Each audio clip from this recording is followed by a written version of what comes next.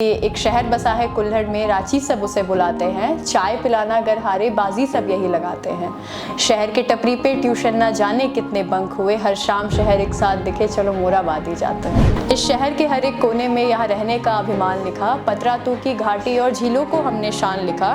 दिल्ली बम्बई जाकर समझे सुकून छोड़कर आए हैं। दिल्ली बम्बई जाकर समझे सुकून छोड़कर आए हैं। यहीं पे सबकी जान बसी, रांची को हमने जान लिया। एक वीडियो वायरल हुई, वहाँ से फिर मुझे इनविटेशंस आने लगे अलग अलग रेस्टोरेंट से, इवेंट से। वहाँ से एक जर्नी शुरू होती है कि इन्फ्लुएंसर बनने की। मेरे लाइफ में जो मुझे हर्डल महसूस हुआ वो था नेगेटिविटी।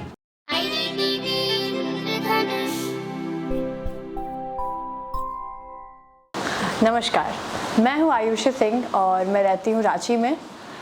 मैं रांची की एक इन्फ्लुएंसर कह सकते हो आप, वो हूँ, और कंटेंट क्रिएटर हूँ। इन्फ्लुएंसर मैं हूँ लोगों की पसंद से, और कंटेंट क्रिएटर हूँ अपनी पसंद से।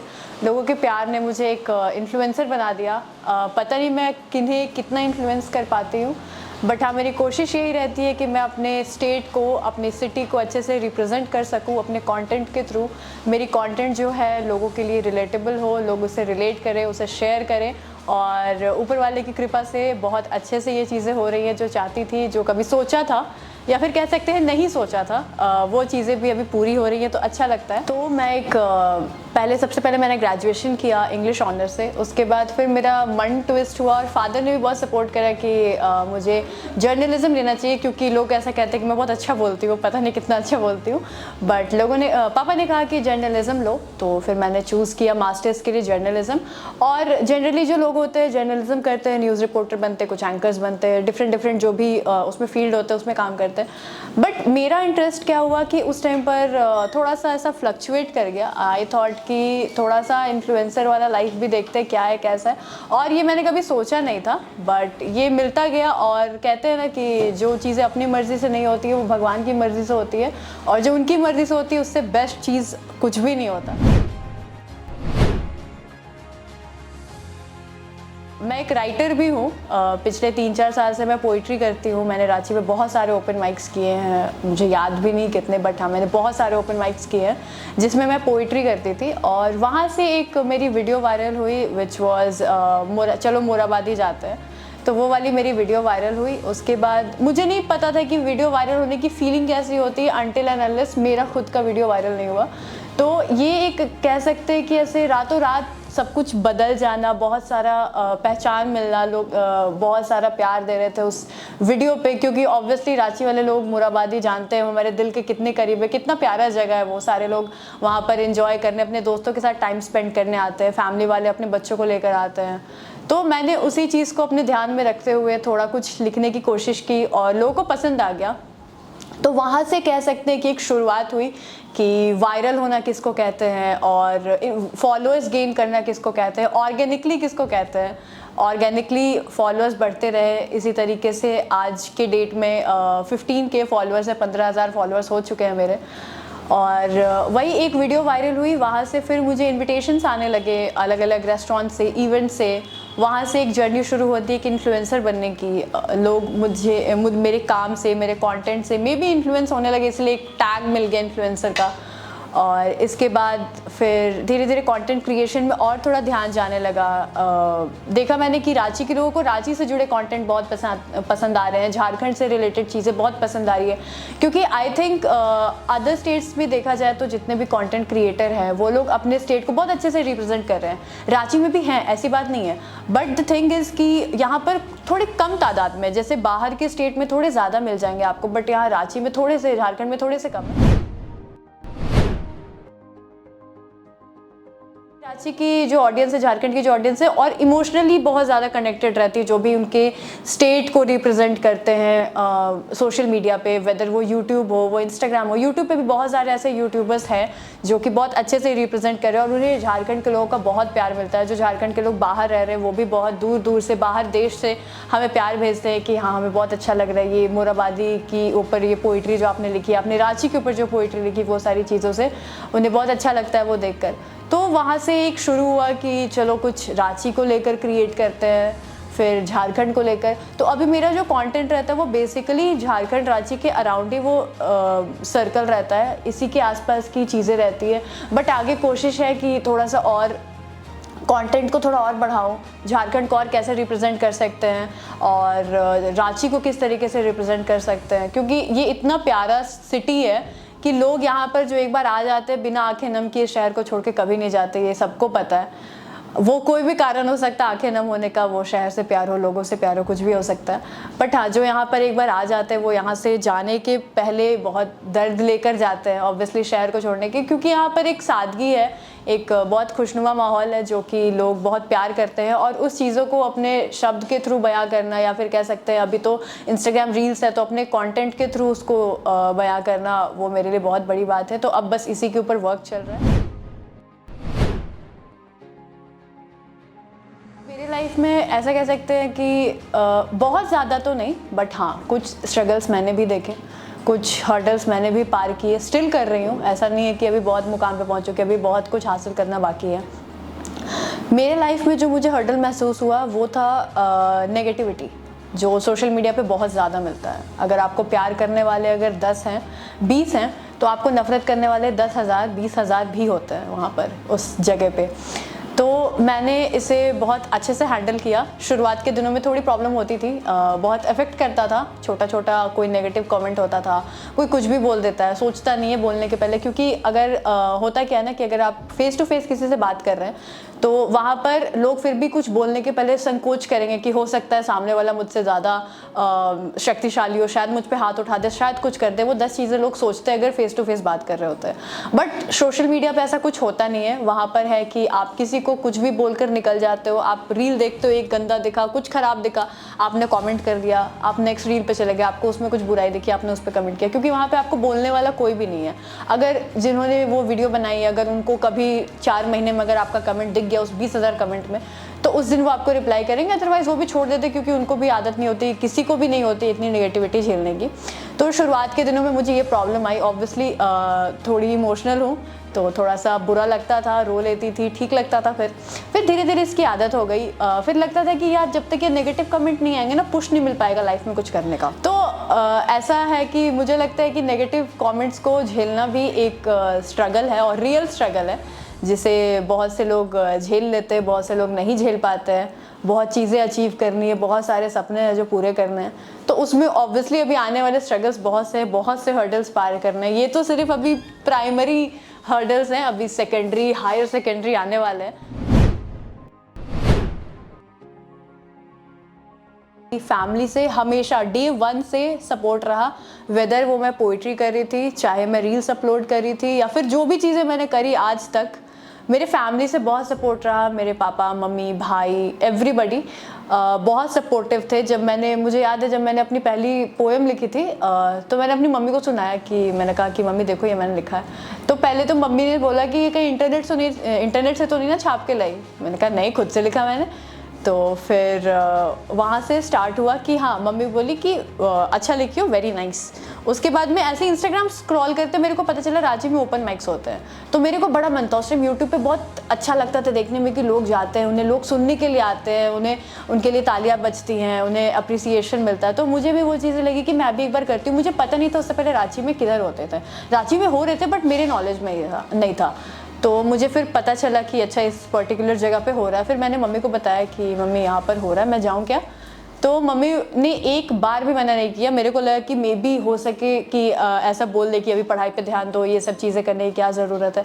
बट मम्मी ने कहा कि नहीं, तुम जाओ, देखो क्या है कैसा है, सीखो। अगर सीखने वाली चीज़ है, अगर कुछ अच्छा सीखती हो तो हमारे लिए तो और अच्छा होगा। और इसमें पोइट्री करने में या फिर ओपन माइक्स करने में ना मम्मी को कोई बुराई दिखी, ना मुझे, ना पापा को, ना भाई को, किसी को कोई बुराई नहीं दिखी। इसलिए डे 1 से वो लोग सपोर्टिव थे। कुछ ऐसे मोमेंट्स आते थे जहाँ पे वो लोग बहुत ही ज़्यादा सपोर्टिव होते थे, बहुत ज़्यादा उन्हें खुशी मिलती थी। और फिर मुझे लगता था कि देखो, अगर इसके लिए मुझे पैसे नहीं भी मिल रहे तो इट्स ओके। मेरे फैमिली की जो फेस पे खुशी है वो मेरे लिए सब कुछ है। वो अगर खुश है जो मेरे पैशन से, मैं जो कर रही हूँ उससे, तो इससे बड़ी बात मेरे लिए कुछ भी नहीं है। उसके बाद पापा का भी सेम सपोर्ट रहा। मम्मी का थोड़ा ज़्यादा रहता है, पापा का भी रहता है, ऐसा नहीं है, बट पापा होते हैं ना उतना एक्सप्रेस नहीं करते, मम्मी लोग थोड़ी ज़्यादा एक्सप्रेसिव होती है। पापा अंदर अंदर खुश होते होंगे, आई नो, बट कभी उन्होंने ऐसा बोला नहीं, और I wait for that day कि वो जल्दी वैसा कुछ बोले। और रिलेटिव्स की बात करें तो मेरे रिलेटिव्स भी बहुत सपोर्टिव हैं, वो उन्हें भी बहुत अच्छा लगता है, और अभी भी बोलते हैं घर में एक इन्फ्लुएंसर हमारी आ गई, अब हमें कोई दिक्कत नहीं है। फ्रेंड्स भी बहुत सपोर्टिव हैं, आज भी उन्हें बहुत प्राउड महसूस होता है, जैसा कि वो लोग बताते हैं, उनकी कभी कभी बातों से लगता है, दोस्त जनरली आपकी तारीफ नहीं करते हैं आपके मुंह पर, बट आई गेस मैंने अभी तक इतना अच्छा किया है ऊपर वाले की कृपा से, कि दोस्त मेरे जो हैं वो लोग बहुत सपोर्टिव रहे हैं, हमेशा मुझे मोटिवेट करते हैं। तो जिस पोइट्री ने मुझे पहचान दिलाई, जिस पोइट्री से मुझे पहचान मिली कि हाँ ये रांची की लड़की बड़ी अच्छी मोराबादी में पोइट्री लिखती है, तो उस पर मैं 4 लाइनें सुनाना चाहूँगी, और उसके पीछे के फिर एक मैं स्टोरी भी सुनाऊँगी। वो ऐसा था कि एक शहर बसा है कुल्हड़ में, रांची सब उसे बुलाते हैं, चाय पिलाना अगर हारे बाजी सब यही लगाते हैं। शहर के टपरी पे ट्यूशन ना जाने कितने बंक हुए, हर शाम शहर एक साथ दिखे, चलो मोराबादी जाते हैं। तो ये जो पोइट्री थी मेरी, ये जब मैंने लिखा था, ये मैंने एक प्लेटफॉर्म पे परफॉर्म किया, उसकी वीडियो आई, मैंने क्लिप उठाया, रील पे डाला, और वो वायरल हुआ। तो लोगों को ऐसा लगता था कि नहीं ये रांची की लड़की नहीं, ये तो कोई होगी दिल्ली मुंबई की, क्योंकि रांची में ऐसी चीज़ें कहाँ होती है और रांची में ऐसा बोल कौन रहा है, सबसे बड़ी बात ये हो गई। तो मैंने बहुत लोगों से सुना कि अच्छा आप रांची में रहती हो, मेरे को कमेंट्स भी बहुत सारे आए कि आप कहाँ रहती हो, आप कौन सी सिटी की हो। मैंने कहा रांची की। नहीं, मैं मान ही नहीं सकता, या मैं मान ही नहीं सकती कि आप रांची की हो। तो लोगों ने इतना कनेक्ट किया, वो बहुत प्यारा था मेरे लिए, बहुत ही ज़्यादा वो डिफरेंट फीलिंग थी। वो जब भी वायरल जाना शुरू हुआ तो हर घंटे में 10-10 हज़ार व्यूज़ बढ़ रहे थे, पहले हर एक दिन में बढ़ रहे थे, फिर हर एक घंटे में हुआ बढ़ना।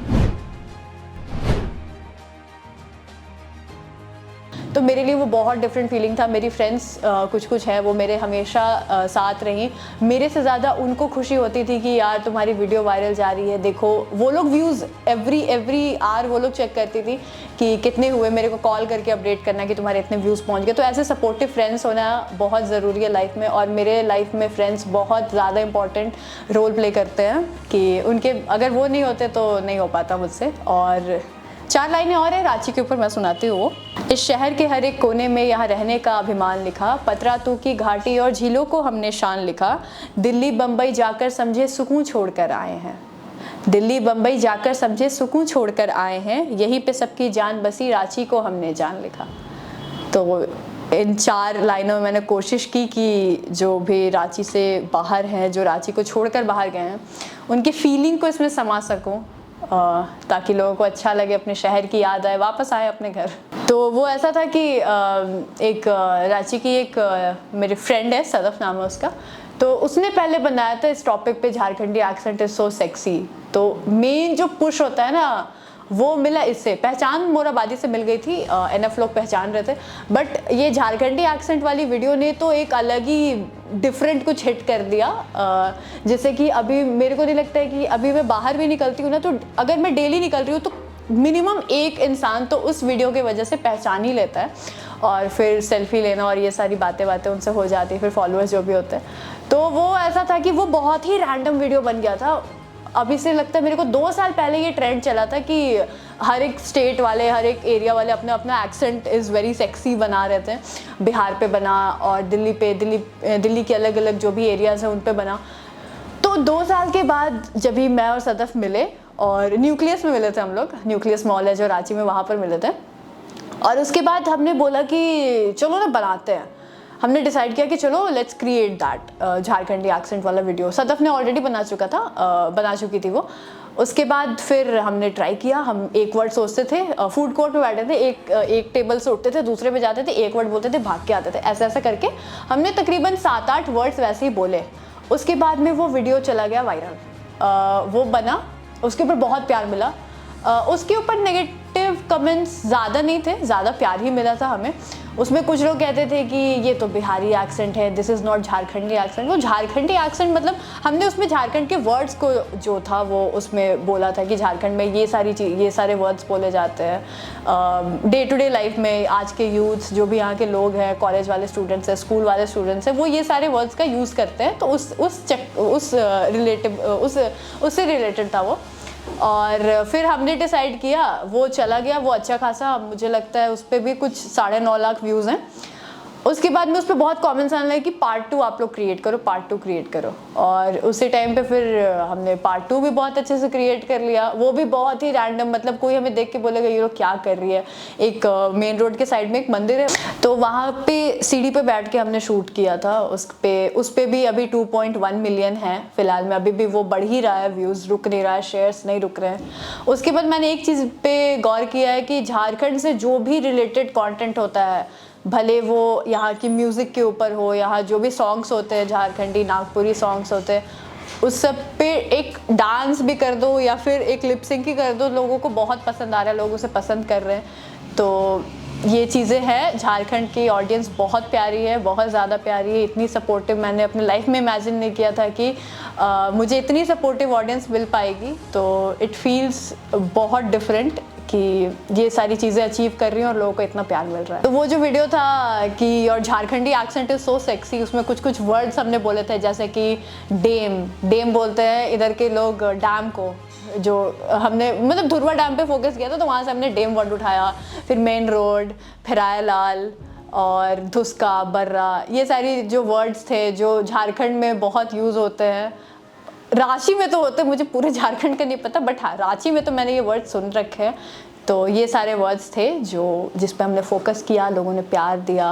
तो आज के यूथ जो भी कंटेंट क्रिएशन को लेकर सीरियस है या फिर कंटेंट क्रिएशन में कुछ अच्छा करना चाहते हैं, अगर उनका पैशन है, डांस है, सिंगिंग है, कॉमेडी है, एक्शन, एक्टिंग, जो भी है, अगर इस चीज़ को लेकर अगर वो कंटेंट क्रिएट करना चाहते हैं, क्रिएटर बनना चाहते हैं, आगे चल के एक इन्फ्लुएंसर बनना चाहते हैं, तो उनके लिए मेरा एक ही सजेशन है कि आप कंसिस्टेंट रहो, हमेशा रहो। आपसे जितना हार्ड वर्क हो पाता है, अगर ये आपका पैशन है तो आप ऑब्वियसली हार्ड वर्क करोगे। मुझे ये बोलने की बात भी नहीं कि आप हार्ड वर्क करो, वो आपके मन में ऑलरेडी आ चुका होगा, क्योंकि पैशन एक ऐसी चीज़ होती है विच डिमांड्स बहुत ज़्यादा हार्ड वर्क। थोड़े से हार्डवर्क से कुछ नहीं होता है, आपको बहुत सारी चीज़ें कॉम्प्रोमाइज़ भी करनी पड़ती हैं। जो बेसिक चीज़ है वो तो नहीं, ऑब्वियसली आप अपनी पढ़ाई को इग्नोर करके कभी नहीं कर सकते। अगर मैं भी आज यहाँ पे बैठी हूँ तो मैंने अपनी डिग्री सारी कंप्लीट करके, मैंने अपनी पढ़ाई सारी कंप्लीट करके मैं बैठी हूँ। जिन्हें भी लगता है कि नहीं ये तो ऐसे ही वीडियोज़ बनाती रहती, पढ़ाई लिखाई नहीं, ऐसे काम नहीं, ऐसी बात नहीं है। यही मेरा काम है और पढ़ाई मैं कर चुकी हूँ, मैंने बताया ऑलरेडी मैं मेरी स्टडीज़ के बारे में। तो डिग्री एक बार हाथ में आ जाए उसके बाद क्या होता है ना कि पेरेंट्स भी कुछ नहीं बोलते हैं, क्योंकि उन्हें भी पता है कि ऐसा नहीं है कि इसने अपनी जो मेन टारगेट था, जो पढ़ाई थी, उसे इग्नोर करते हुए किया है। मैंने पढ़ाई लिखाई सब कंप्लीट की, उसके बाद सारी चीज़ें मैंने करी है। तो जो भी आज के जो भी टीनेजर्स हैं, जो भी उनसे बड़े हैं, जो चाहते हैं इस फील्ड में आना और इस चीज़ को अचीव करना, तो बस कंसिस्टेंट रहो आप और क्वालिटी पे ध्यान दो। सबसे बड़ी बात ये है, क्वालिटी पे आप ध्यान दो। मैं ये नहीं कह रही हूँ कि अपने कैमरे क्वालिटी पे ध्यान दो, आपका जो भी पैशन है उसकी क्वालिटी को आप कैसे निखार सकते हो, आप उसको और कैसे बेटर कर सकते हो, आप उसके ऊपर ध्यान दो। और बात रही कंसिस्टेंसी की, तो आप बस कंसिस्टेंट रहो और एक ना एक वीडियो वायरल जाएगा आपका, इससे कोई नहीं मुकर सकता है। आपकी मेहनत को ऊपर वाला देख रहा है और ऊपर वाला जब देता है तो छप्पर फाड़ के देता है। तो अपने फैमिली का सपोर्ट हमेशा अपने साथ रखो। अगर कभी डाउनफॉल भी होता है, कभी किसी मुकाम पे आके गिर भी जाते हो, तो फैमिली सपोर्ट रहेगा तो आपको उतना अफेक्ट नहीं करेगा जितना आपको अकेले होते हुए करेगा। तो एक फैमिली सपोर्ट रखना, कंसिस्टेंट रहना और हाँ, अपने पैशन को हमेशा हमेशा के लिए फॉलो करना इज़ द बेस्ट की to achieve big things in life.